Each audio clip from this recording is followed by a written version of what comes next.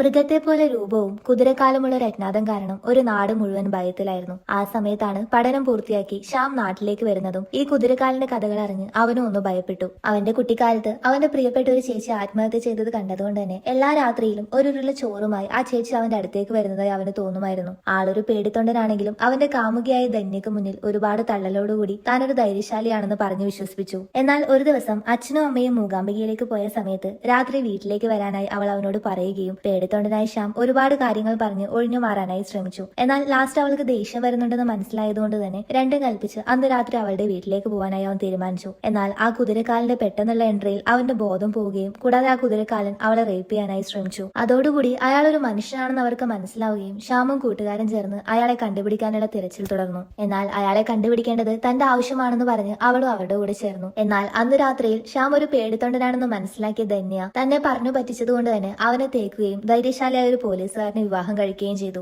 മാനസികമായി ആകെ തളർന്നു പോയെങ്കിലും ആ കുതിരക്കാലിന്റെ ആക്രമണം നാട്ടിൽ രൂക്ഷമായതുകൊണ്ട് തന്നെ ശ്യാമും ഗ്യാങ്ങും അവിടുത്തെ നാട്ടുകാരും അയാൾക്കുള്ള തിരച്ചിൽ തുടർന്നു. ഒടുവിൽ മൃഗത്തിനെ പോലെ രൂപം ധരിച്ച് ജനങ്ങളെ ഭയപ്പെടുത്തി ആനന്ദം കണ്ടെത്തുന്ന സൈക്കോ ആയ ഒരു തമിഴനാണ് അയാളെന്ന് അവർക്ക് മനസ്സിലായി. അന്ന് രാത്രി തന്നെ എപ്പോഴും അവന്റെ മുന്നിലേക്ക് പ്രത്യക്ഷപ്പെടുന്ന ആ ചേച്ചിയുടെ കയ്യിൽ നിന്നും വളരെ ധൈര്യത്തോടു കൂടി അവൻ ആ ചോറുരുള വാങ്ങി കഴിച്ചതും ആ പ്രേതം അപ്രത്യക്ഷമായി. അതോടുകൂടി അവന് ഇരുട്ടിനോടുള്ള പേടിയും മാറി. അന്ന് രാത്രി തന്നെ അവൻ ആ കുതിരക്കാലിനെ കണ്ടുപിടിക്കുകയും വലിയ ഫൈറ്റിനൊടുവിൽ അയാളിൽ നിന്നും നാടിനെ രക്ഷിക്കുകയും ചെയ്തു.